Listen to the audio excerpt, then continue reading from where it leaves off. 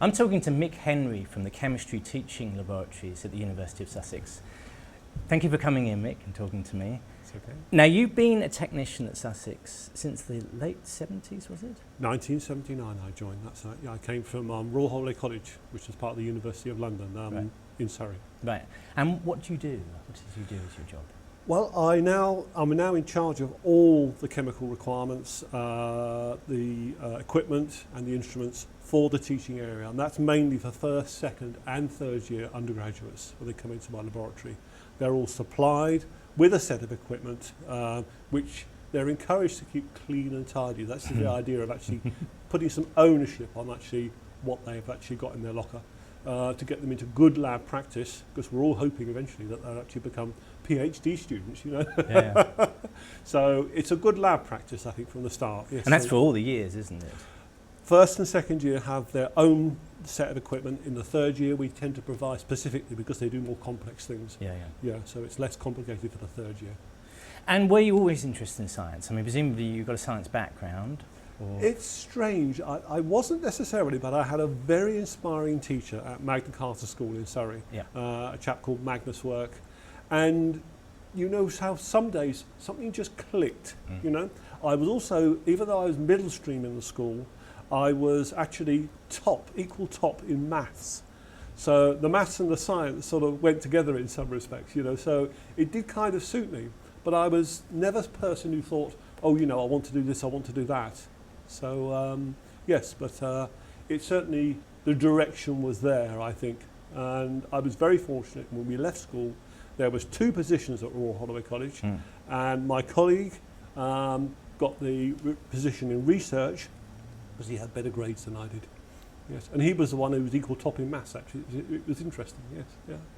And he stayed at Sussex, did you say 1979, I think. 1979 to go to Sussex? Yeah, and it was a very different place back in 1979 as well. Well, we'll come on to that in just a second. Okay. But from the point of view of the teaching labs, have they changed radically over those years? They have in their, certainly in their design, because we all had wooden benching. They had to be polished every year. I can remember Mary Kirkham coming in and polishing them on a regular basis.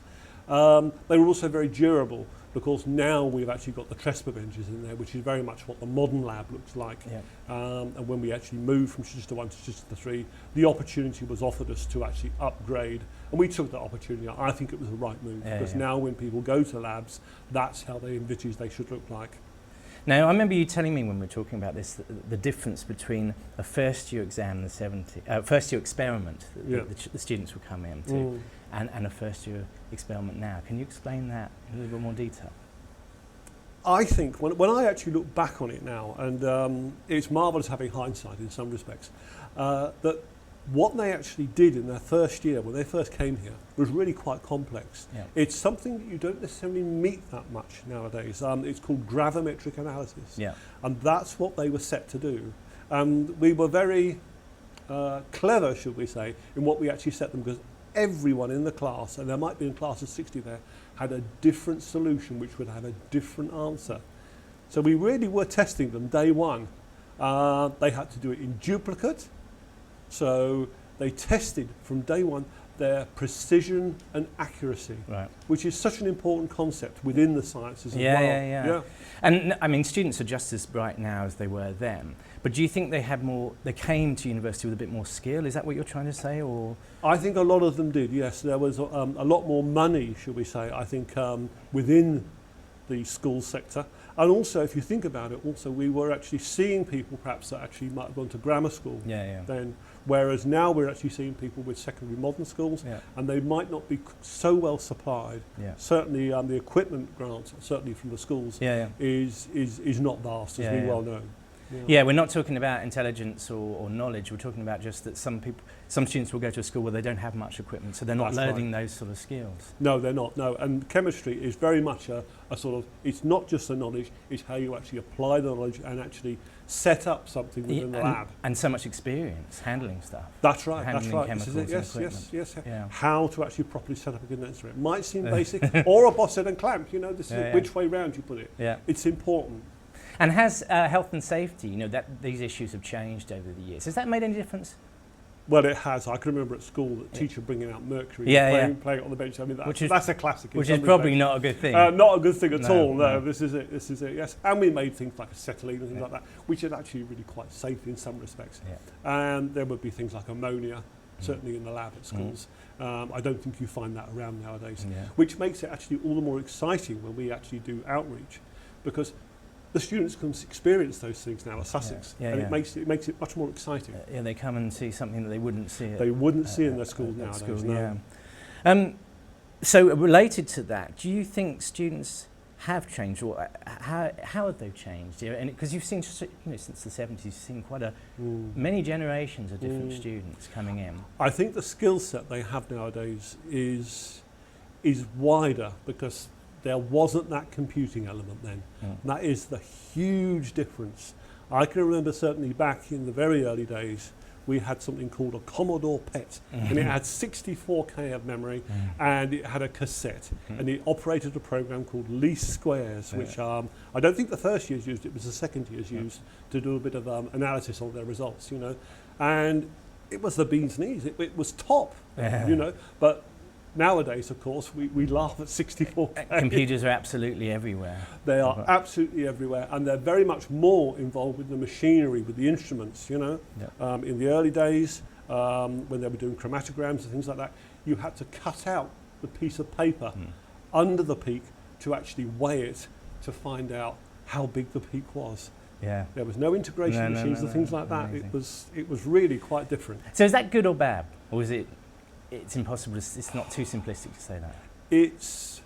It has, in some respects, de-skilled a little bit, because nowadays you can actually introduce a student to a machine, you can get them to actually load the details of their sample in, and it can go away and do it. Yeah. I mean, and also things like GC mass spec. I mean, it's incredible. It'll even tell them what the compound is in their mixture that they've actually just injected. It will come up with suggestions. So that is actually very much more clever, shall we say, nowadays. Yes. So you've met so many students, but you've also met so many staff. What are your memories of some of the staff you've met? I was thinking about that earlier, and because there was actually a very clear, it was a bit fuzzy, a very clear divide on people who wanted to do teaching and people who wanted to do research then. And that's not to say that the people taught did no research at all. They sometimes might take on a PhD student or an MChem or something like that for a sort of year or something. But there was actually a choice then. And we had some very good people. I mean, the person who stands out certainly is Peter Simpson. He absolutely loved organic chemistry and he taught it brilliantly, as did Professor Hansen as well. He taught our first year chemists, and they were certainly people that I interacted with, but they weren't necessarily the research people. You see, the people that actually might have hit the headlines at the time. But they were extremely dedicated into what they did. I also remember Dr. Stamper as well. He was particularly meticulous about the physical chemistry course and getting things right. This is it, yes. And other highlights? Other highlights, well, there we are. I mean, I do remember we did have a fire in the lab once. And if you soak wood in perchloric acid, it does get very dangerous. And if you drop something on it, it will catch fire. And you, of course, were here when Harry got the Nobel Prize. I was here when Harry got the Nobel. It was tremendously exciting. People were going around saying, "Oh yes, I saw the facts that came in, first." And this, of course, was for the discovery of Buckminster fullerene, the football molecule. That's right, C60. Yes. It was tremendously exciting. Alistair Smith, who was our then Vice Chancellor, came over to the pond in Chichester 1, and we actually had a celebratory drink of champagne. Everyone did. There was a lot of bottles. There was cases of it there. This is it. And there was a feeling of excitement. It was just incredible, I think, quite honestly, that we had someone who won it, in the modern age as well. Yeah, and so much of that research was done here at Sussex. It's a fantastic thing. lot of it was done at Sussex. This is it. Yes, Harry used to come around and use my spectrometers from time to time. Are there, just to finish on, are there any ideas or a result or some theory or something that really helped you in science? Because obviously you have to do a lot of calculations and measuring different chemicals and knowing what you've got. Or is there some kind of, are there things that stand out as being particularly inspiring and exciting for you? Well, I've actually become quite enthusiastic with something called atomic absorption spectroscopy. Sorry about that. Yeah.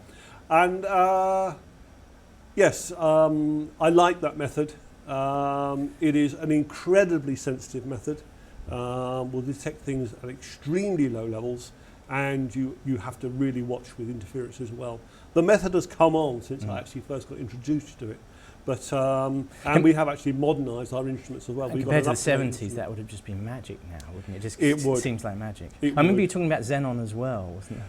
That's right. There were some inspiring things. The Open University, which I actually took my degree with, they had a couple of videos that they did. Which are probably on YouTube, but anyway. I should imagine the powers of 10 must be there. Yeah. But there was an incredible thing about xenon gas, because there was a theoretician, and I can't remember his name, who actually predicted that you could make chemicals from xenon before it was actually done.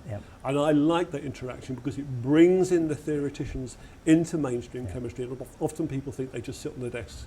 They don't. They can have an impact too. And it's incredible. It really is. Yeah.